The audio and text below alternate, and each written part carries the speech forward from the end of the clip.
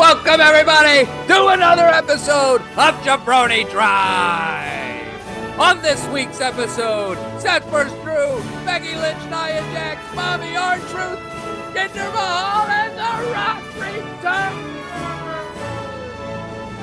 Will this be the greatest episode in the history of Jabroni Drive? I think so. Timmy, what do you have to say to all the Schmidt Lavellites out there? Tom, everyone knows that listening to Jabroni Drive is just to win. And when you tune in to Jabroni Drive, you're a jabroni for life. I love it. When you tune into Jabroni Drive, you're a jabroni for life. And we appreciate you tuning in. And if you're not already doing it, now's the time. Hit that subscribe, follow, share, whatever button. Hit the follow button. Get notifications. Listen to Jabroni Drive. We're coming up on the Royal Rumble. The Royal Rumble leads to Elimination Chamber. Elimination Chamber leads to WrestleMania.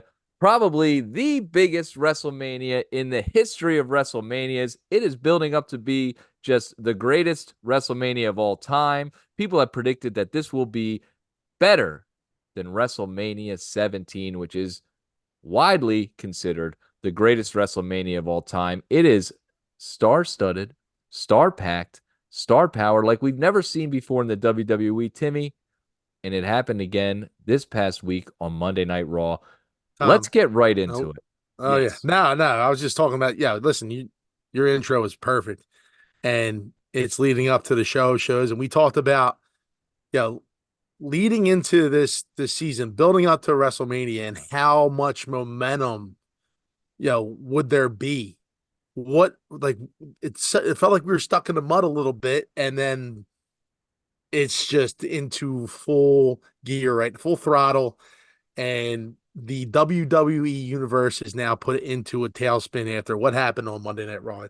Tom, get into it. All right. So it starts with a tease by Triple H saying that there's going to be a former WWE champion at Raw. So everyone starts speculating. Who could it be? It could be this guy. It could be that guy. Yada, yada, yada. WWE, the Raw is going on. We'll get into some of the matches a little bit later, but they're saying, here comes former WWE champion. Pause. First things first, Timmy. Jinder Mahal's music hits, and the reactions on these people's faces was priceless. It was great, and a great swerve by WWE to kind of throw this out there like, oh, it's Jinder Mahal. And it was almost like, in my mind, I saw it and I was like, oh, no, not again. Like, we're not going back to the old WWE where this is something they would do 6 years ago. It was like they'd build this thing up and then they'd pull the rug out from under you and you'd be like, oh, it's Jinder Mahal. Well, yeah, like the ultimate troll job. And I think one of the most recent examples was like, oh, we're going to have an all-time, champion on. And then they bring out Gilbert. And you're like... Seriously, dude. And I love Gilbert, but that was the exact thing they used to do every single time. It was like, oh, we got a new, former champion, or like he would say Bret Hart's here, and then all of a sudden, like a little person, Bret Hart comes out, and it was like he's just laughing. Like I think that happened right after the screw job or something. But yeah, it was that. And so Jinder comes out, he gets to the ring, and he starts doing like the classic heel stuff, that it almost like from like the 80s and 90s where he's going at the country and you're divided. And I mean, it's almost like he's doing this, right? And I guess, I wonder how he feels about it. You know what I mean? Is this his shtick that he's decided to take? Look, it's I don't think it's too strange to say that if you put someone like a Middle Eastern out there and he starts hating on the United States, the fans are going to start booing him because of the stigma and obviously the history of, the United States and what's going on. So it's almost cheap. So it was very in maybe it was a way to pay homage to the Iron Sheik or whatever. I don't know like who came up with it, but yeah, that's where The Rock went, right? He went, and I'm sorry to jump ahead, but No, yeah. it's exactly what Sheik used to do. Like he would come out and he would bash the United States and talk about America and all this stuff, and then they had the like then they yeah you'd have all American hacksaw Jim Duggan come out with the flag, and it was just like that was the time and place for it. And maybe it was just like a little homage, if you will, to the Iron Sheik who just recently passed. We identified that Oh, on our end Timmy, of you end of know the year. what? That is, I love that call, and I'm curious to see if Jinder Mahal maybe used some of the verbiage that Iron Sheik, like kind of like a hidden line that Sheik maybe used to use here and there. I know he referenced him and stuff, but like as far as in his, I wonder maybe he went and looked at an old, because sometimes the wrestlers like to do that. They like to go look at an old promo and Yeah. use a line from that. In like LA Knight does it. He'll use theme music from old wrestlers, like when he's kind of trolling Kevin Nash or something. You know what I mean? So that would be Yeah. kind of cool. And for The Rock to come out there and reference the Iron Sheik, okay, I dig that. I like that. But so then The Rock comes out, his music hits, major pop. The place is going crazy. Here comes The Rock. You can see the goosebumps on him, and he points to them as the cameras filming him. He comes in. This is America, and we're proud, and we know we have this and that, but no one's gonna come out and disrespect us. Blah blah blah. What did you think of The Rock's promo going with Jinder Mahal? All right. So in my opinion, okay, and this is just me from my perspective, okay. You only have so many opportunities really to take advantage of a wrestler like The Rock, right? Like you can only bring him back so many times that have that much of an impact, right? If you keep on doing it over and over again, people kind of get, all right, like how many times is he going to come back, and then like it kind of wears off. So I thought it was strange that they brought him back with Jinder Mahal in the ring. Like it was strange. I like what they did with Theory when they did it last time, but with the Jinder Mahal thing, I just didn't have any clue on where it was going, why that was the script, right? It just felt strange with him. We haven't seen and they could have done this with any other former champion. They could have brought back who knows, like name like Mark Henry. They could have brought back anyone, right? And Jinder Mahal is the guy that you select. So I just thought that dynamic was a little bit strange. Um, and then Could have like been it started, Triple H himself. yeah, it just started getting like political, right? And I'm sitting here thinking to myself, like, is he going to announce that he's like running for president or something? There Like, was a where, little bit of that. I thought about that too. I was like, all right, yeah, okay, Rock, yeah, you could be the president, I yeah. guess, like And then like towards the end of his promo, like he started, with the chants and had the crowd going back and forth. And that's what he does. The Rock is so good at that. Like he is incredible on the mic and he always will be. And something that only will get better with him being like one of the best in Hollywood, right? Like that, where do you think he got all that from? Right. So like towards the end, I thought when he started talking about like I'm gonna go out to eat, I'm gonna go to the bar, and I'm like, is he bringing out Stone Cold now? Like it was just like all over the place for me, yeah. But and before we get to the final line on that, yeah, I kind of have I was watching it, Timmy, and like you said, there's only so many times you can bring back The Rock and have that major effect. And it was a major pop. It was a huge pop. But I feel like it was a little less than last time, yeah, when he came out with McAfee. And part of it, I think, the Jinder Mahal and stuff like that. But I we had seen the same act before that he did with Theory, with this half of the crowd's going to say right, this, and yeah, it lasted, I think, a little too long, and I was like, it wasn't like peak, like wow, like you can tell maybe that it seemed a little thrown together. if that Well, makes sense. And they're like, Rock will get out there and he'll do his thing. And, yeah, let's hit him with this. We'll hit him with this and, do your thing or whatever. And it wasn't really that interaction, I don't think was thought out. And I just thought it was a little rusty and kind of corny, like the way they did, oh, this is the United States. Or like, I don't know. It gave him an opportunity to be the obvious good guy, but it was like, I just didn't think it was that great. And, it was entertaining. Obviously, it's The Rock. And so I'm like, wow, this is awesome. Like, okay, yeah. cool. So it was very carbon copy of his appearance on SmackDown, if that's what you're trying to get at. Yeah, And I totally agree. I'm like, all right, like this is just like we complain about Roman Reigns' matches. Like someone's going to interfere. Like, look, right. this is the second time he's come out in what, 4 months, in 3 months. And we heard all that scuttlebutt about, possibly WrestleMania 39 that was going to happen, all that stuff. And where there's fire. So this is the second time he's here in less than 4 months. And I think a lot of the hesitation for the crowd to get behind it was more curiosity than it was like, all right, we've seen The Rock already. Like he's still the biggest star in Hollywood. Like he's everywhere. Like he's the biggest draw in the world almost. Like it's not gonna Yeah. fall on deaf ears. What I about just the think song? I think the song was a bit of a fail too. Like he was singing that yeah, song, yeah, and I was like, yeah. what is going on here? Like he was trying. I just think he missed on this one. I really do. Right. But I think like my point is that I think the people were wanting to know why. Why are you here? And then we get it at the end. Like it's just like, all right, you're here. Why?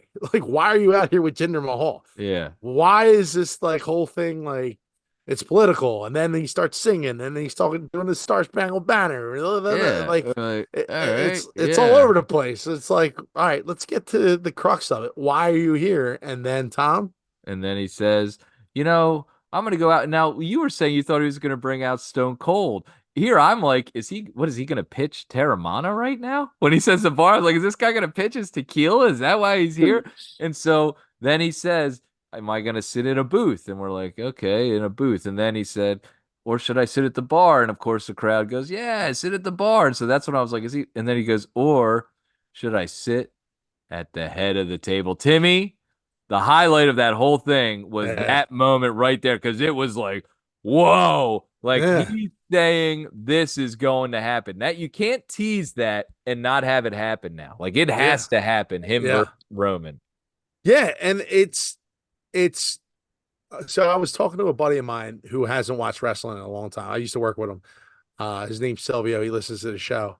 I think it's what he told me. But I was telling him this is like a dream matchup. Like it's one of those things like where you're like, oh man, if we could put, you ever see Rocky where they put Rocky against like the new champion in that movie, like Rocky Balboa, and like, oh, this is what the computers say. It's like Yeah, it's kind of like that dream matchup that you got when The Rock and Hulk Hogan, faced off. right, And there was always rumors about this from what I've heard and what I was told that like, hey, Roman versus The Rock is something that we would love to see eventually. Like, will it ever happen?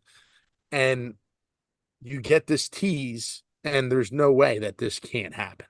right. And and it's just it's such crazy timing, right? Because we heard about it 4 months ago when The Rock was on set at the McAfee show. Like we heard about that, and like we started thinking about the possibilities of that actually happening. Where was the story with the bloodline? And it's still kind of like a little bit of a mess. And Yes, it is a mess, Timmy. And I'm just like, I feel like this was a mistake. Like, yeah, they had him out there, and like, how can you ever say The Rock being on Raw was a mistake? Like, I'm not like, but it's just like he comes out and he drops that line after going against Jinder Mahal. Like, come out and interrupt Roman and drop the line. Like, give it, like, when is that going to happen? Because yeah, Roman, there's a triple threat going on this Friday for a championship match at the Royal Rumble. So is it going to happen before the Royal Rumble? And then, so what if is Roman then he's not losing to the winner of that triple threat? Like, is he going to go against, like, if this leads to a match with Roman and Rock at Mania, if Roman still has the title, there's no way Roman loses. That's where Yeah. I think the big mistake is. How is this going to be something where the fan can actually buy in Rock can win this match? Right. And just to look, there's so many different avenues we can go with this because it brings Cody into the forefront, right? Yeah, where's CM Cody go now? CM Punk was just reintroduced a couple months ago, and where does he go? So you talked about this WrestleMania 40 being in Philadelphia and being one of the greatest shows of all time, and it has that potential, it has that star power right now. Um, and like last year, okay, we got one of the greatest matches, in WrestleMania with Cody and Roman, and that thing was incredible. And we thought like, man, they could have really just you know, put the title on Cody at that point, and then we talked like the finishing the story angle, right? And he's going through Brock and he's going through, Seth Rollins and all these other guys, right? Now he's in Shinsuke now, like what Shinsuke, whatever. But um, where does that leave Cody? Like, where does that leave? Like, they have 3 months, Tom, 3 months to tidy this thing up and make it believable and make the story like make us buy into what this story is going to be, whether it be Cody, whether it be Rock versus Roman. But they have a lot of things to tidy up with, like this triple threat match, Royal Rumble. Like the person that wins Rumble is going to more than likely challenge for the title, correct? Yeah, they have to challenge for the title. And so I was wondering that. And I think it has to be at WrestleMania. That's always been the rule. Like they've changed things up before in the past where another person has been entered into it or whoever wins the Rumble, like someone else finds a way into the match. Like I just do they do a triple threat match? Dude, Do they it's do going to be. Cody versus Rock versus Roman Reigns? Like a triple threat? And That then would at be some insane.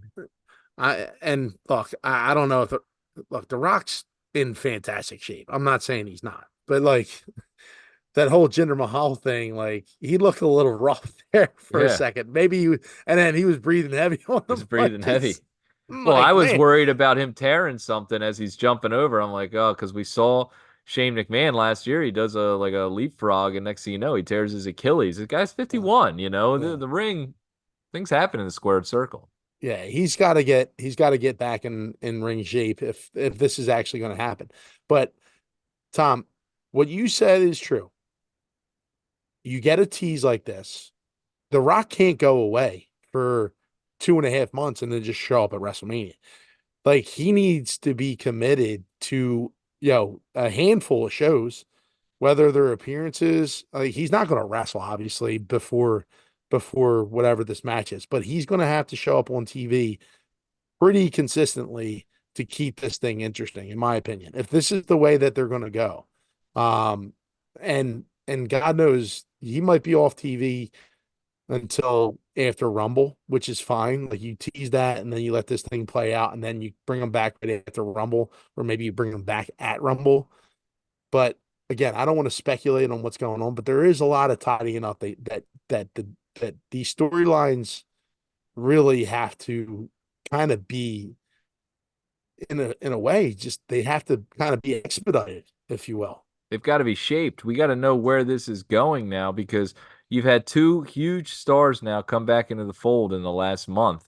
You Punk and things. So it's like Drew McIntyre has been pushed aside for a little bit right now. Cody Rhodes is being pushed aside. What's going on with like the Jey Usos out of like where is this headed? And like who could potentially take the belt off of Roman Reigns? Like the only person I could really see doing it right now is Cody.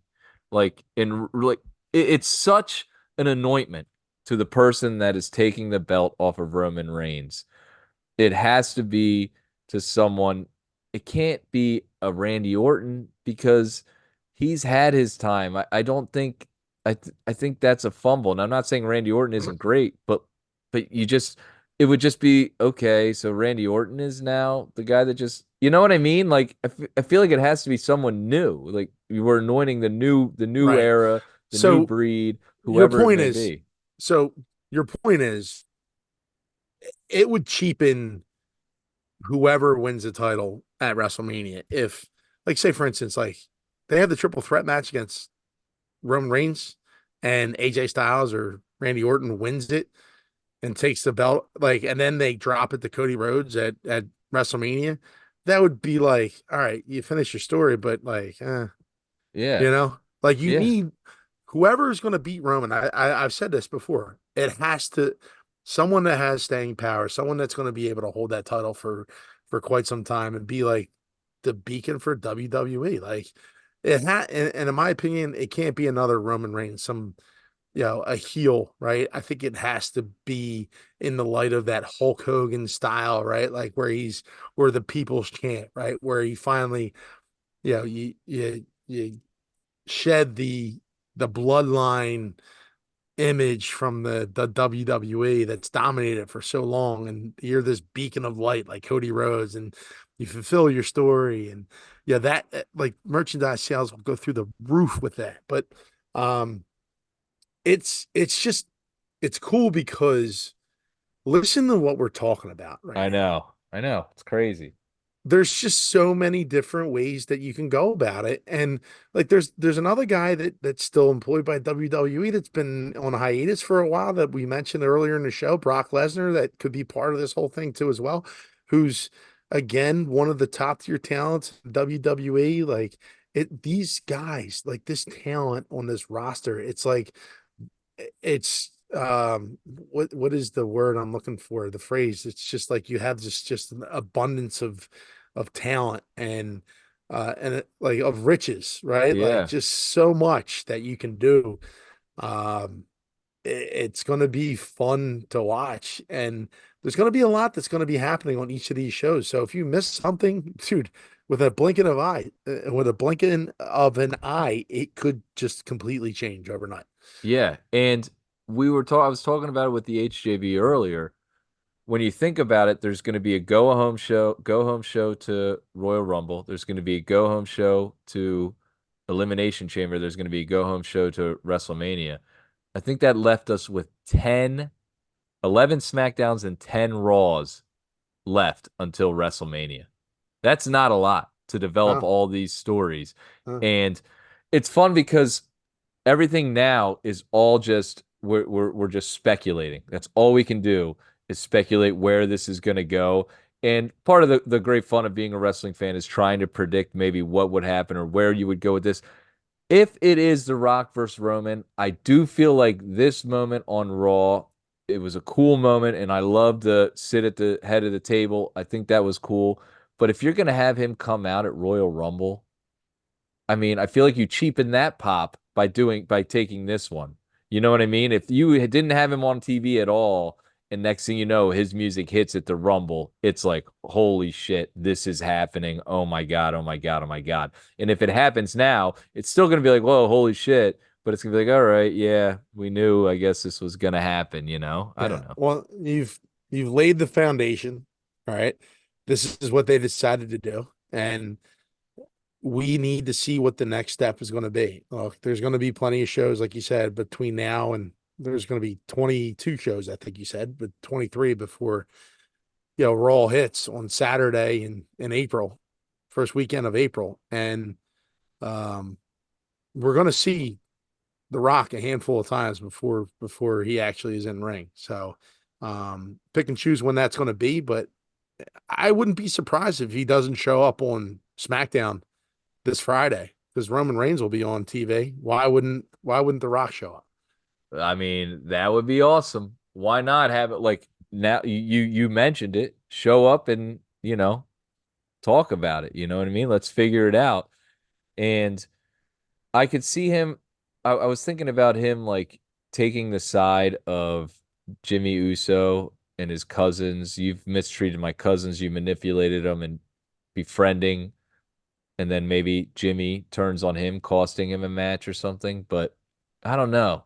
It's just what's crazy is we could have CM Punk versus Seth Rollins on night one, Roman Reigns versus The Rock on night two, and it's like I'm like, oh man, like it just seems so obvious. It just seems like, yeah, that's what you're getting. Of course, I guess Cody was pretty obvious last year too, and that was great. We'll see. Very exciting stuff. I love The Rock. We love Roman Reigns. We love the whole thing, and I just can't wait to see how they're gonna tie this all together. And we'll be breaking down every moment of that moving forward. All right. So, a great match on Monday Night Raw this past week. The main event, Seth Rollins versus Drew McIntyre in a match for the heavyweight championship. Drew McIntyre, another attempt. He's fought his way back. He gets his chance. Timmy, break down the match and what you thought. I mean, the text, like you were right on with the ending, but go ahead. You talk about what you saw in that match. Um, it the match was just incredible. Just in the way that Seth, you've been critical of Seth. You know that self-admittedly, Yeah. right? Yep. And he sold out that entire match from diving through the ropes to the sit down power bomb to just like everything that he was doing was just like full throttle. I don't know what got into him, but he just went full board during that match, and it was 110%. Um, I think it's the opponent that really brings that out in you, right? Like Drew McIntyre is a guy that just he brings it every night. Like every time that you see him out in the ring, he does the same thing. And I feel like we sound like a broken record every time we talk about Drew McIntyre or Gunther or Sheamus because they do the same thing every time they go out. They perform, and that's what they're paid to do. But to be able, like Drew and Rollins are again, they're not similar wrestlers at all. No. Like Drew is just a force to be reckoned with. He's a monster. He's just a specimen, and Rollins is this middleweight type individual who has power that can do acrobatic things when he's healthy. And we're starting to see him really kind of tap into those things more recently. And he's taken different bumps, right? You saw him take the white noise off the top rope, right? Um he's really kind of expanding what he's being hit with too as well. And his ability to uh I know he got criticized for the Sting injury with the buckle bomb and stuff like that, but he's very calculated in the ring with the way he handles himself. And um yeah, I think it's just really cool with how Drew and Seth. Now this is the second time they've wrestled in the course of the last 2 months. Like from the first match that they had to now, I think was night and day. I thought this match was so much better than the one at the PLE. And I felt like the finish was just so incredible. And the distractions that came out with the Money in the Bank case and all that stuff was a nice addition to it. But the pedigree on the table, like that all was just really, really well done. And then, like I said, like the ultimate, the creme of the creme for me was when Drew finally hits the Claymore, right? And he's got him right by the ropes, and Drew goes for the pin. He pulls his leg over and accidentally hooks Seth Rollins' foot on the rope, has him 1, 2, 3, and it's like a comedy of errors with Drew McIntyre. And it's to the point where I said to you, I said, dude, they're building this up to the point where it's an old school monster loses his shit and beats the hell out of every wrestler that he sees in the back. Like he's, I think, that close. And for our listeners, I'm doing like a little mini like Yeah. inch. He's inches away from snapping and just becoming like almost like Brock Lesnar, beast incarnate, like I'm gonna kill people, like get out of Yeah. my way. And I think if that happens, it'll be really, really, really good for the WWE. Yeah. He is so awesome. We say it every week. I love Drew McIntyre. And like you're saying, their styles aren't so similar, but they just mesh so well together. Almost reminds me of like an HBK Undertaker, how they had different styles, but they were just so good together. And that idea of the foot on the rope, Drew McIntyre, I don't know if I've seen that where it's the guy that's pinning making the mistake and putting the foot on the rope. And who came up with that? Because it's brilliant. It's like just such a minor twist, but just such a great angle and and it was so well done. You know, you see it done, and then you're looking at it and you see the foot on the rope, and you're like, what? And it's just like it like hits you like, oh my God, he lost, like he didn't get the pin. He had him. That was it. And you see it on his face. That was it. This was my moment. And the only person he really can blame is himself, And and just that's the adding to that fire that is just about to explode. And Drew McIntyre, the beast. One thing I will say too about these matches that Seth has been having lately in the last, since SummerSlam, I guess, or maybe Money in the Bank. Um, they've been getting better and better. There is more of a spring in his step, it seems like when we noticed a suicide dive a couple weeks ago that me and HJB were both like, wow, did you see that? And I was like, yeah, I noticed that too. And then even this week, you're saying the extra spring in his step, he's doing more. But also, when we referenced this in the Rock and Roman earlier, we didn't know who was going to win this match. In his last couple title, where he and same even Gunther, you watch his and you're like, most of them you're like, okay, but there's been a couple like, whoa, is this it? Is this it? Is he finally going to lose? And it's such a great story. And the build of Drew McIntyre just completely going into whatever character he's going to turn into has been perfect. It's been so good. And Drew and Seth have been great. And how do you not give Seth Rollins the main event at WrestleMania after they've built this title? I know I hate to keep referencing back to The Rock because we talked about it so much, but like it has to be Seth on night one at least of yeah. main event. And then that kind of it. Tim, do you have any more you want to say on the Seth and Drew Well, match? no, it just I don't. I'm wondering if there's going to be a third match because look, Seth won both, and that sucks because usually you split them and then you go a third, right? But it feeds into the narrative. I wonder if this is when Drew just goes nuts and decides that he needs the Judgment Judgment Day. Day Yeah. because because again he caused and it feeds into the narrative that Seth Rollins was given, like you said earlier. He only has himself to blame because he had that match won and he's the one that put Rollins' leg on on the rope. And it's like, man, and they're gonna replay that time and time again. I guarantee it in different cuts or when he does promos or whatever, you'll see that. But who knows where Rollins goes from here? He said he's a fighting champion. He always has been. So I'm sure someone else will be on the docket. But just a really, really awesome match for day one. I wouldn't mind. Honestly, I wouldn't mind Drew winning the Royal Rumble and challenging Rollins at WrestleMania, and that being the end of night one. And if you hold off until the Priest attempted cash in and maybe he gets it, and then they turn on him to end like that would be a crazy wow moment if that were to be the way it played out. But yeah, something I was thinking about earlier too was when he did come out and Priest like came out to cash in, and then I'm like, all right, well, if Drew would to join the Judgment Day, but he throws Dom Dom, and I don't think that that's something that's like, oh, he can't throw someone from Judgment Day and still get in.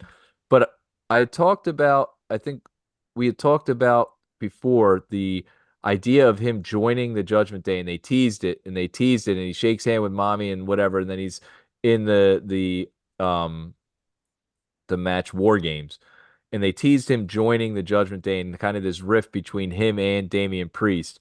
We said they got to get away from that for a little bit to really make it if he were to join the Judgment Day and if there were to be a turn on Damian Priest to make it that shock and that surprise. So they've done if they are doing that, they have gotten away from it, and that's something that could lead. We'll see where this goes, man. There's so much going on. It's like where but like every week they're putting out great matches, great shows, Raw and SmackDown, and we've got several months now ahead of us of like we could get wow moments every week. So we talk about that the attempted cash in, and let's get into real quick. I want to talk about Mami's match. Now, you were mentioning in that match that you saw some rough spots going on in that match, and I had to go back and rewatch it and kind of dissect it to see what Yeah. you're saying. And but it was a hard hitting match, and they Yeah. both I don't, showed out. so I don't know whether it was just the way they designed it. It just felt there's a couple spots that just looked a little clunky. I know this is Ivy Niles. It was like her first real match Right. in The main WWE. roster. Yeah.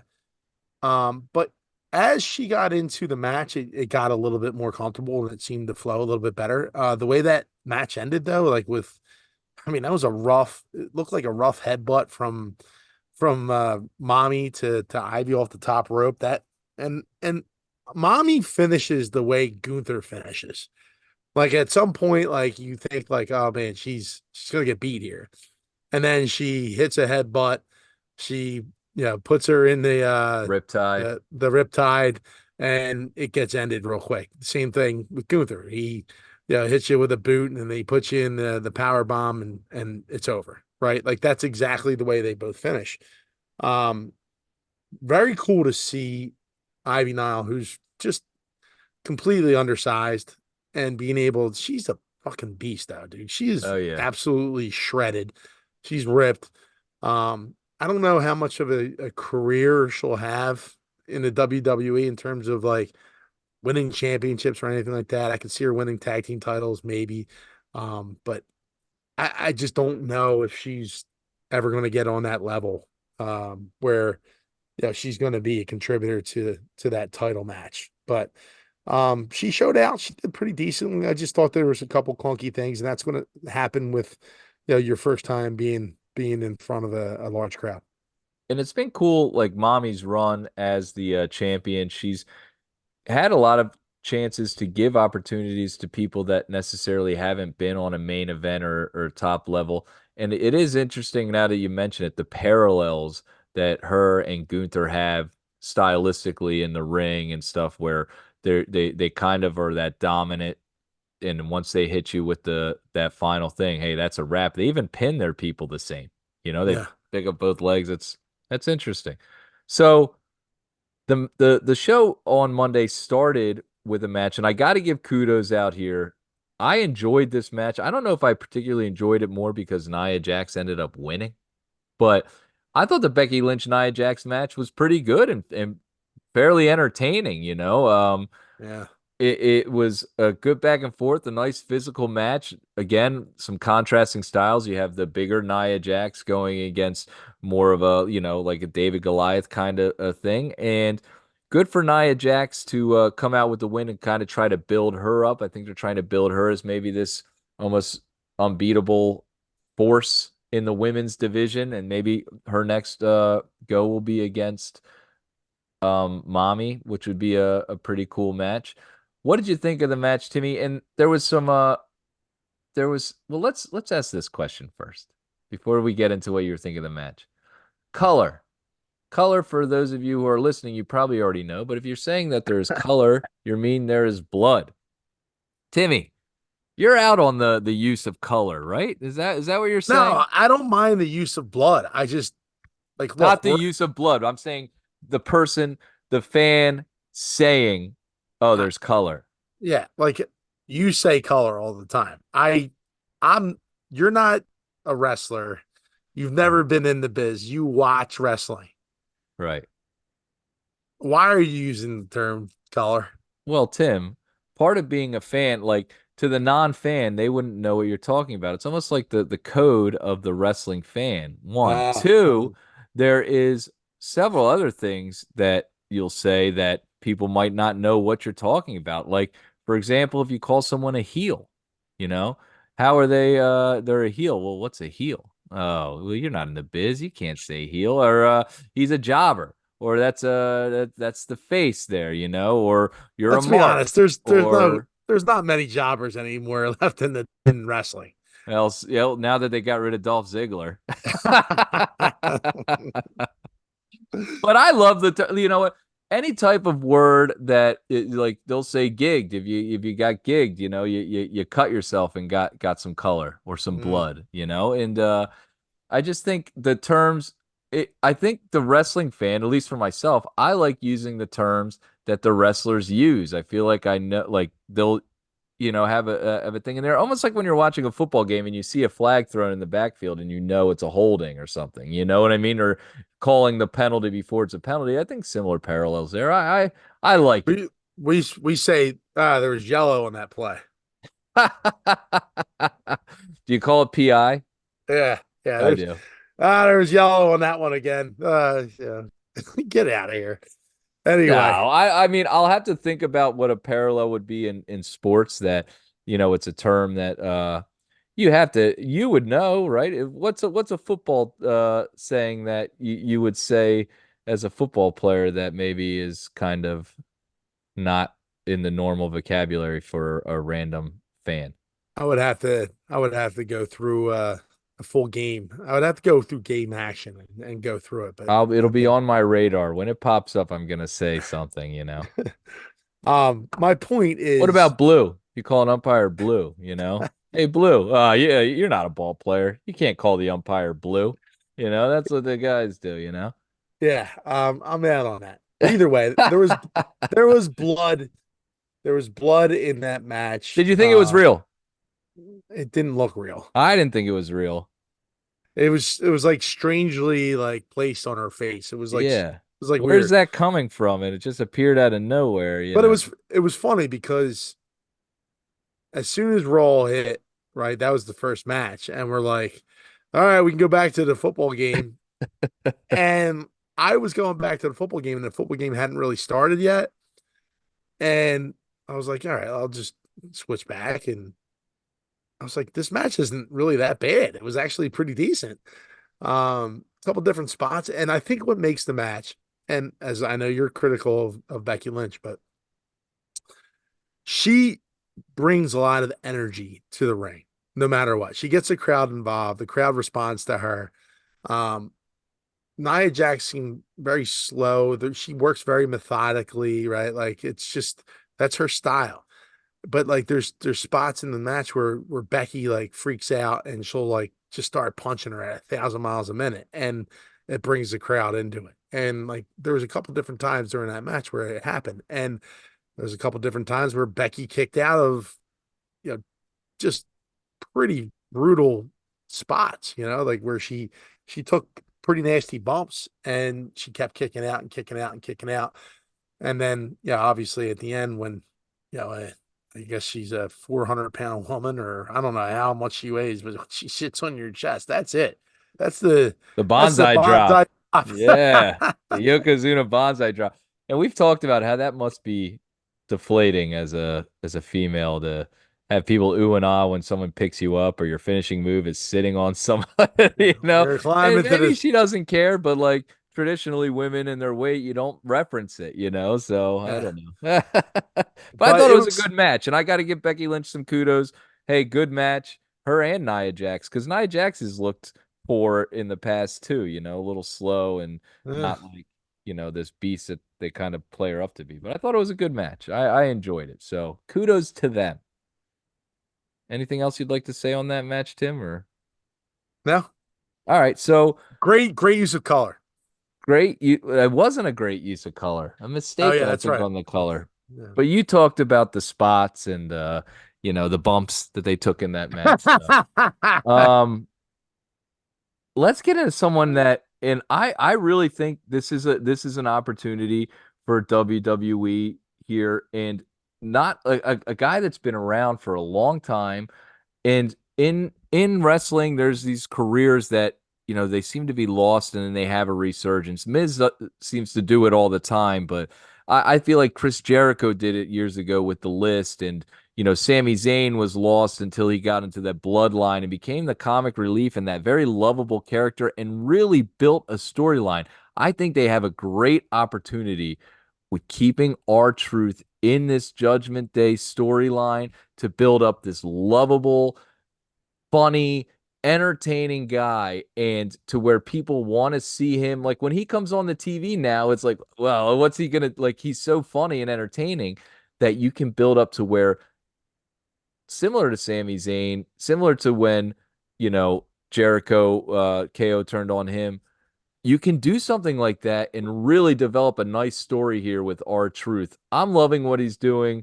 Even in this match, when he's going to Dom and he's giving him the wink, the exaggerated wink, like, okay, so this is one of those things where we're gonna do this and that, but I'm with you, Dom. I hear what you say. And he does the shout out to the Shawn Michaels, Ric Flair, I'm sorry, I love you. I mean, it's just so good. And they got to keep him in with the Judgment Day and developing this to where eventually something down the line like turns in. It's like a wow moment. I'm loving It, it. But Timmy, you it's go ahead. been a minute since you've seen laughter like during a match, and that's what our truth created on day one. He's in the opposite corner, and like the Miz is trying to tag him, and he's not there, and it's just like he don't know what's going on, and like he's wearing the shirt. It's just it. The whole dynamic is really great, and they have something like you said. They have something here, um, that you wouldn't really expect, right? So whoever suggested this whole R-Truth thing, and we thought it was buried a couple weeks ago, and they're like, why would you do something like that? And again, it's wrestling. It's soap opera. You can bring it right back.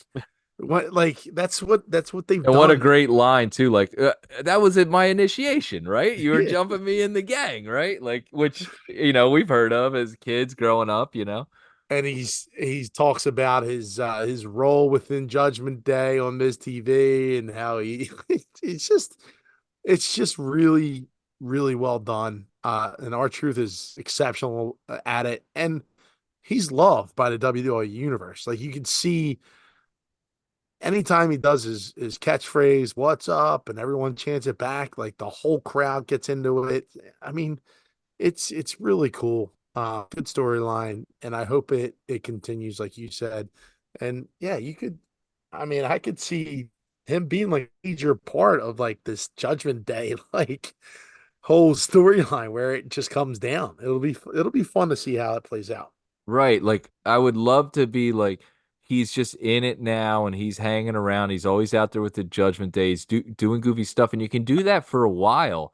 And then even as you're leading into Mania or Elimination Chamber, it's like you develop this lovable character in there and then they like turn on him viciously and make something like so where the audience then hates whoever beat down R-Truth, like this guy that everybody loves. Well, It's building and they can just keep doing that and like really turn it to where then it's R-Truth gets a spotlight. Tom, let's kind of go back real quick, and if we have a minute, Yeah. who's the guy that put put his allegiance, not his allegiance, but his inclusion in the Judgment Day on the line? Who's the guy that said, "Hey, listen, loser gets bounced from the Judgment Day"? Who's the guy that suggested that? Well, I think Truth suggested it, but Who Priest and signed off on it. pre-signed off on it? So Yeah. And so it then JD was like, no, that wasn't real. That wasn't real. And so he keeps using that, which is great. You're out of the Judgment Day. I Yeah, I'm not, which is a don't know fun what you're even dynamic. doing here. Yeah, right. And so I feel like you get him into the Judgment Day. Like in my head, just thinking about this, if Drew McIntyre were to ever join the Judgment Day, right? Say it were to ever happen. And it's the way that we've talked about, or I've talked about, with him and Priest going to cash in. Judgment Day turns, Priest is out, and the following week or the week after, he's now the leader of the Judgment Day, and Truth is still involved, and he Right. just goes nuts on Truth and kicks him out of the and beats him down and throws him Yeah. through the table, Yeah. does all this stuff.